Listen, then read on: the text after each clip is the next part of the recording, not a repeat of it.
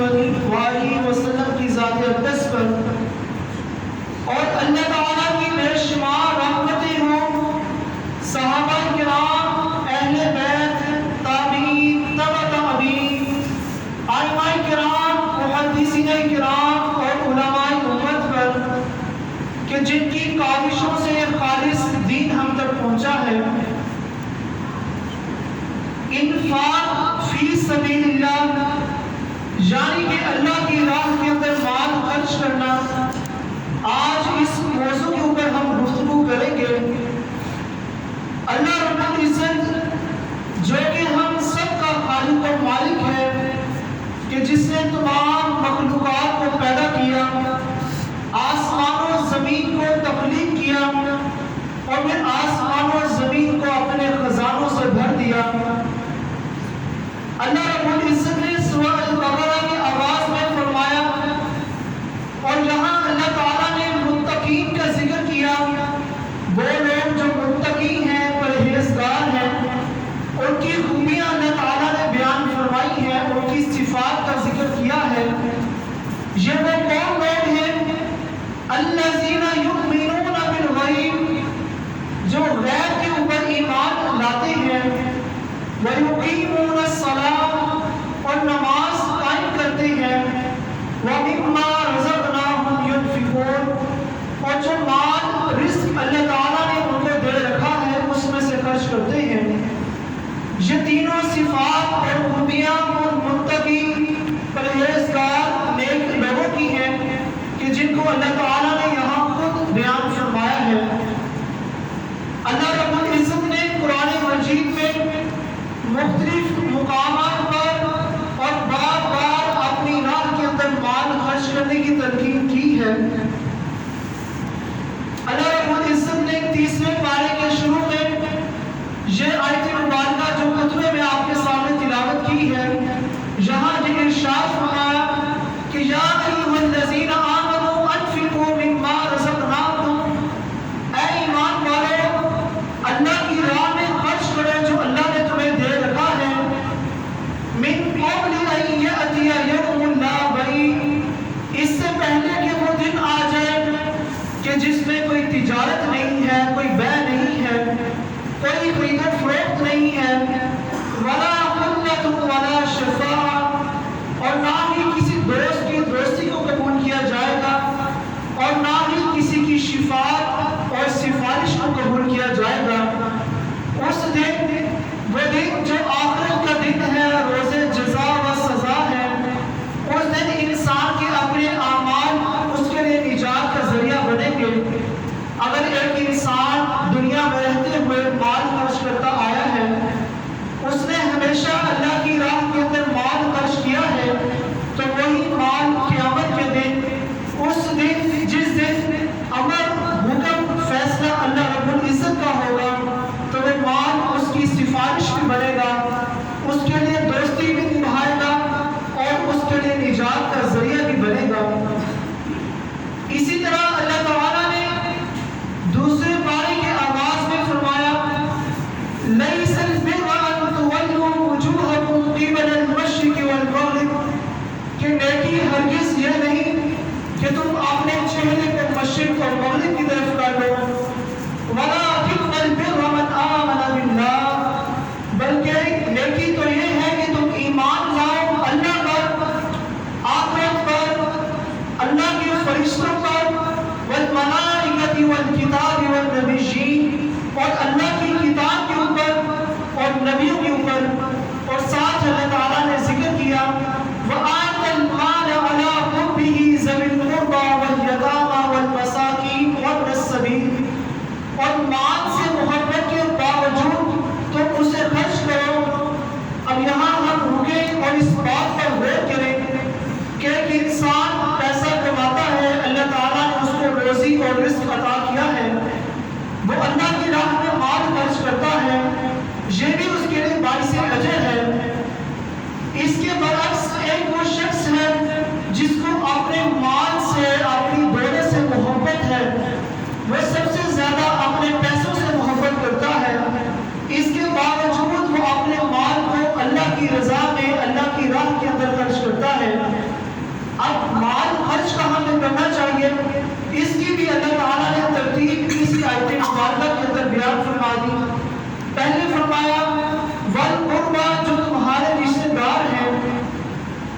و اقارب اس میں خون کے رشتہ دار پہلے ہیں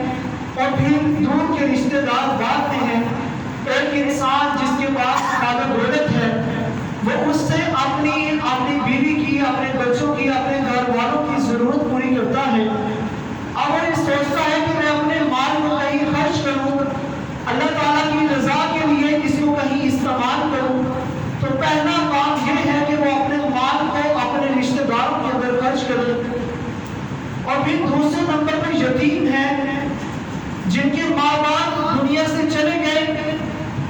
اب ان کا کوئی ذمہ دار نہیں ہے، ان کی کفالت ہے، ان کی تعلیم و تربیت ہے،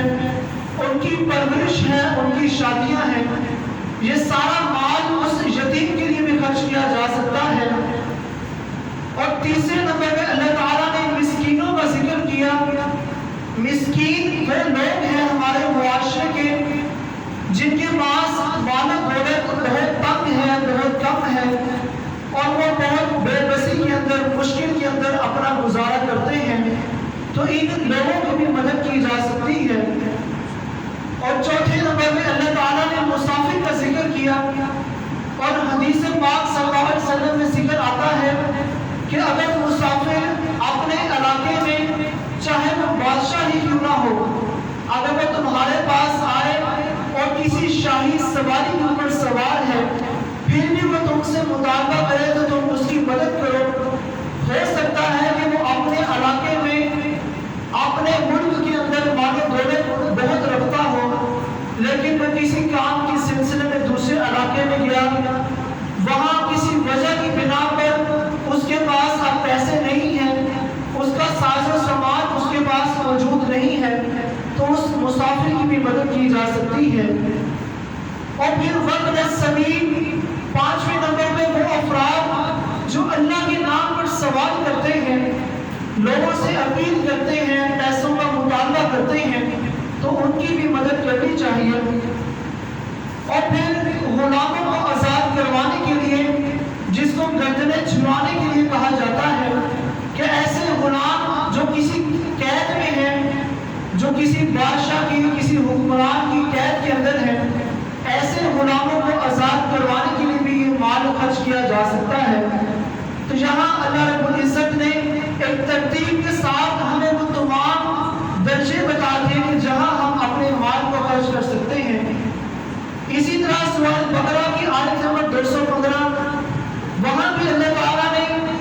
عزیز و اقارب کا، یتیموں کا، مسکینوں کا، مسافروں کا ذکر کیا، لیکن اس سے پہلے اللہ تعالیٰ نے یہ بات کا ذکر کیا کہ اگر تم اپنا مال خرچ کرنا چاہو تو تمہارے پاس جو کچھ بھی ہے اس میں سے پہلے حقدار تمہارے ماں باپ ہیں۔ فَلِلْوَالِدَيْنِ کا وہاں اللہ تعالیٰ نے لفظ استعمال کیا ہے۔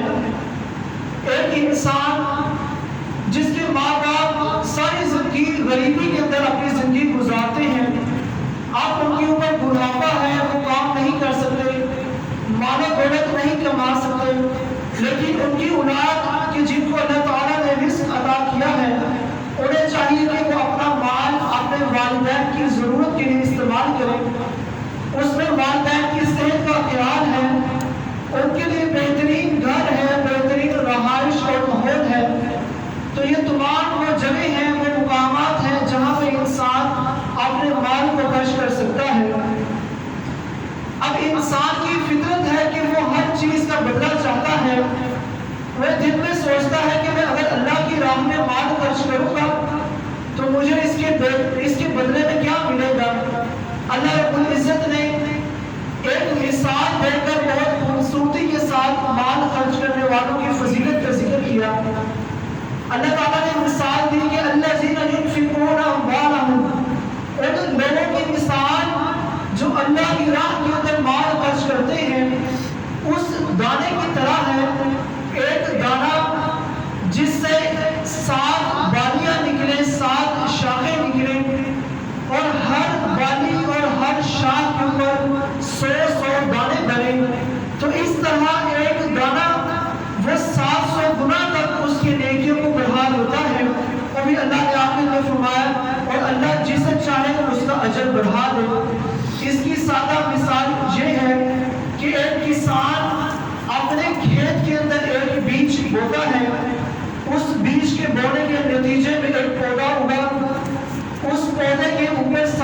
شاخیں بنی اور ہر شاخ کے اوپر 100 دانے پھل کے لگ گئے، تو وہ ایک بیج جو بویا گیا تھا اس کا بدلہ اللہ تعالیٰ نے 700 گنا تک بڑھا دیا۔ تو یہ ان لوگوں کے لیے بہترین بدلہ ہے اللہ تعالیٰ کے پاس جو اللہ کی راہ کے اندر مال خرچ کرتے ہیں، اور اللہ رب العزت نے مثال دے کر مال خرچ کرنے کی فضیلت کو بڑھایا ہے۔ اسی طرح اللہ تعالیٰ نے ان لوگوں کا ذکر کیا کہ جو اللہ کی راہ کے اندر مال خرچ کرتے ہیں اللہ کی خوشنودی حاصل کرنے کے لیے، اللہ تعالیٰ کی رضا کو حاصل کرنے کے لیے، لیکن وہ مال خرچ کرنے کے بعد کسی کے اوپر احسان نہیں کرتے، اپنا وہ احسان جتلاتے نہیں ہیں، کسی کو بار بار یہ احساس نہیں دلاتے کہ میں نے تیرے ساتھ نیکی کی ہے۔ تو اللہ تعالیٰ نے ایسے لوگوں کے بارے میں فرمایا کہ جو لوگ اپنا مال اللہ کی راہ میں خرچ کرتے ہیں اور پھر اس کا احسان نہیں جتلاتے اور نہ ہی اس مال کے بدلے کسی کو تکلیف پہنچاتے ہیں، تو اللہ رب العزت نے فرمایا کہ ان لوگوں کے لیے اللہ کے پاس بہترین بدلہ ہے۔ اور قیامت کے دن ان لوگوں کے لیے کیا ہے؟ اللہ تعالیٰ نے فرمایا فَلَا خَوْفٌ عَلَيْهِمْ وَلَا هُمْ يَحْزَنُونَ، قیامت کے دن نہ تو ان لوگوں کے اوپر کوئی خوف ہوگا اور نہ ہی وہ غمگین ہوں گے۔ یہ ان لوگوں کا بدلہ ہے جو اللہ کی راہ کے اندر مال و دولت کو کثرت کے ساتھ خرچ کرتے ہیں۔ پھر اللہ رب العزت نے ہماری رہنمائی کے لیے ہمیں ہدایت دی ہے، اور وہ ہدایات مختلف طرح سے ہیں۔ پھر ان کی بھی ترتیب اللہ تعالیٰ نے 261 آیت سے لے کر 267 تک اللہ تعالیٰ نے 7 آیات کے اندر مال خرچ کرنے کے بارے میں احکامات بیان فرمائے ہیں۔ اللہ رب العزت نے فرمایا کہ اگر وہ شخص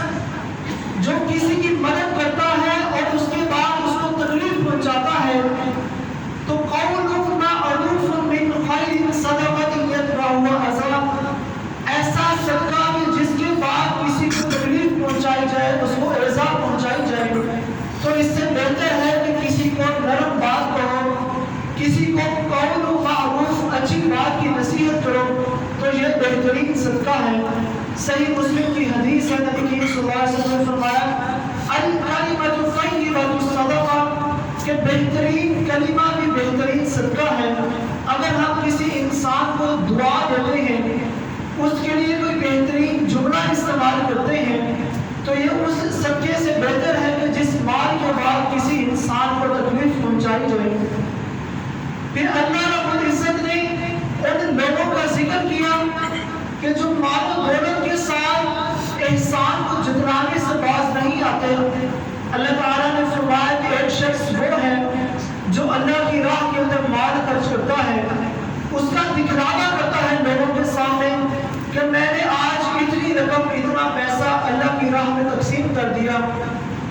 تو اللہ رب العزت نے اس شخص کا بھی انجام بتایا ہے۔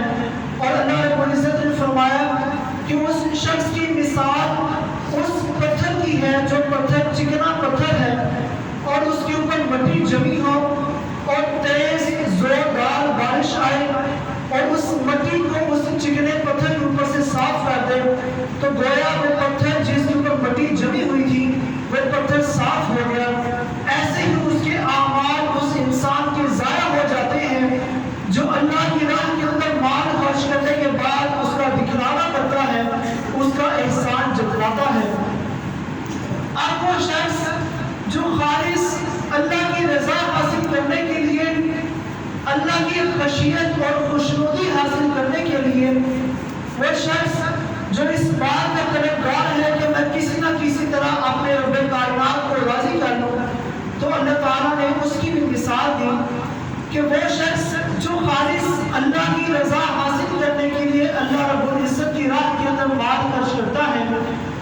تو اس شخص کی مثال اس باغ جیسی ہے کہ کسی اونچا مقام ہے، اونچے مقام کے اوپر ایک باغ ہے، اس باغ کے اندر مختلف طرح کے درخت اگے ہوئے ہیں، لیکن اونچائی کی وجہ سے وہاں تیز رفتار زوردار بارش نہیں آتی، لیکن بارش کی ہلکی سی فوار وہاں پہنچتی ہے،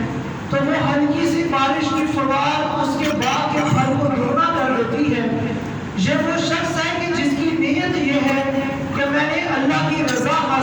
ہوتی ہیں۔ اب آپ فرق سمجھیں کہ دو مثالیں آپ کے سامنے میں نے بیان کی ہیں۔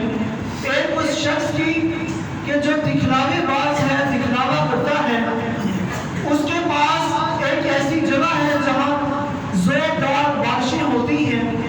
پھل اور اناج اگنے کی وہاں کثرت ہے، لیکن اس کے اعمال کا اللہ تعالیٰ صفایا کر دیتے ہیں۔ اور ایک وہ شخص کہ جس کا باغ ایسی جگہ پہ ہے کہ جہاں بارش نہیں ہوتی، جہاں بارش کی ہلکی سی فوار آتی ہے، تو بھی اللہ رب العزت وہاں اس کے باغ کو، اس کے پھل کو دگنا کر دیتے ہیں۔ تو یہ بات سمجھنے کی ضرورت ہے کہ جب بھی اللہ تعالیٰ کی راہ کے اندر مال خرچ کیا جائے تو وہ مال خالص اللہ تعالیٰ کی رضا حاصل کرنے کے لیے ہو، نہ تو اس میں دکھلاوا ہو، نہ ہی کوئی اس میں اپنی برائی کو بیان کرے، صرف اور صرف اللہ کی رضا کا طلبگار ہو، تو پھر یہ اللہ کے ہاں اس کا بہترین بدلہ ہے۔ اسی طرح اللہ تعالیٰ نے آیت نمبر 267 کے اندر اس بات کا ذکر کیا کہ جب ایمان والے اللہ کی راہ کے اندر مال خرچ کریں تو عمدہ اور اعلیٰ اور بہترین چیز کا انتخاب کریں۔ تو پھر مومن کی بھی ایک صفت یہ ہے کہ مومن وہ ہے کہ وہ اپنے لیے جو چیز پسند کرتا ہے اپنے بھائی کے لیے بھی وہی چیز پسند کرتا ہے۔ تو اللہ رب العزت نے اس بات کا حکم دیا کہ جب آپ اللہ کی راہ کے اندر مال خرچ کریں تو وہ چیز اتنی بہترین، عمدہ اور اعلیٰ ہو کہ اللہ تعالیٰ اس کو قبول و منظور فرمائے، اور نہ کہ چیز ایسی ہو کہ جب آپ کو وہ تحفے کے طور پر دی جائے تو آپ اس کو لینا ناگوار سمجھیں۔ انسان کی فطرت ہے، اگر ہمیں کوئی ایسی چیز دے جو ہمیں پسند نہیں تو ہم نہ تو اس شخص کی دی ہوئی چیز کی تعریف کریں گے اور نہ ہی ہم اس کو خوش ہوں گے، بلکہ ہم اس کو یہ کہیں گے کہ یہ چیز تو میرے کسی کام کی نہیں۔ اس کے برعکس وہ شخص جو ایسی عمدہ اور اعلیٰ چیز اللہ کی راہ کے اندر خرچ کرتا ہے کہ جس کو دیکھ کر انسان کی طبیعت خوش ہو جائے، تو اس مال کی، اس چیز کی اللہ کے ہاں زیادہ فضیلت ہے۔ تو یہ تمام احکامات اللہ تعالیٰ نے اس لیے بیان فرمائے تاکہ انسان ان سے سبق حاصل کرے اور جو اپنے معاملات ہیں، ہماری ڈیلنگز ہیں، ان کو بہتر کریں۔ اللہ رب العزت نے قرآن مجید کی انہی آیات کے بعد، چند آیات کے بعد اللہ تعالیٰ نے سفید پوش لوگوں کا ذکر کیا۔ وہ لوگ جو ہمارے معاشرے کے سفید پوش لوگ ہیں، جو غریب ہیں، تنگ دستی کے اندر، بیچارگی، لاچاری کے اندر گزارا کرتے ہیں، لیکن کسی کے آگے اپنا ہاتھ نہیں پھیلاتے، کسی کے پاس جا کے اپنی غربت کا رونا نہیں روتے، کسی سے مطالبہ نہیں کرتے کہ ہماری ضرورت کو پورا کر دو، تو اللہ تعالیٰ نے فرمایا کہ تم ان کو ان کے چہروں سے پہچان لیں گے۔ آج یہاں ہم کتنے لوگ موجود ہیں، کیا ہم نہیں جانتے کہ ہمارے عزیز و اقارب میں، ہمارے ارد گرد کے ماحول میں کون شخص ایسا سفید پوش ہے کہ جو غربت کے اندر زندگی گزارتا ہے لیکن کسی سے مطالبہ نہیں کرتا؟ تو اللہ رب العزت نے فرمایا کہ تم ان کو ان کے چہروں سے پہچانو گے، تو تمہیں چاہیے کہ تم ان سفید پوش لوگوں کی مدد کرو جو اللہ کی راہ کے اندر اپنی زندگی گزارتے جا رہے ہیں، غربت کے اندر، لاچاری، تنگ دستی کے اندر، لیکن وہ کسی سے مطالبہ نہیں کرتے۔ اسی طرح اللہ تعالیٰ نے سورہ آل عمران 4 پارے کی پہلی آیت میں فرمایا لَن تَنَالُوا الْبِرَّ حَتَّىٰ تُنْفِقُوا مِمَّا تُحِبُّونَ، تم میں سے ہرگز کوئی اس وقت تک نیکی کو نہیں پہنچ سکتا جب تک وہ چیز اللہ کی راہ میں خرچ نہ کر دے جو اسے سب سے زیادہ پسند ہے۔ جب یہ آیت مبارکہ نازل ہوئی، حضرت ابو طلحہ انصاری جو انصاری صحابی تھے، نبی کریم صلی اللہ علیہ وسلم کی خدمت میں حاضر ہوئے۔ اللہ تعالیٰ نے ان صحابی کو بہت مال و دولت دے رکھا تھا، ان کے پاس باغات تھے، مال و دولت کی فراوانی تھی۔ اللہ کے نبی کی خدمت میں حاضر ہوئے اور کہنے لگے کہ اللہ کے رسول صلی اللہ علیہ وسلم، میں نے آپ کے مبارک لبوں سے آیت سنی ہے، آپ نے فرمایا کہ اللہ تعالیٰ نے حکم دیا ہے کہ تم ہرگز اس وقت تک نیکی کو پہنچ ہی نہیں سکتے جب تک تم اپنی پسندیدہ چیز اللہ کی راہ میں خرچ کرو. تو کہنے لگے میرا یہ باغ ہے جو مسجد نبی کے سامنے واقع تھا جس کا نام برہا تھا. تو کہنے لگے یہ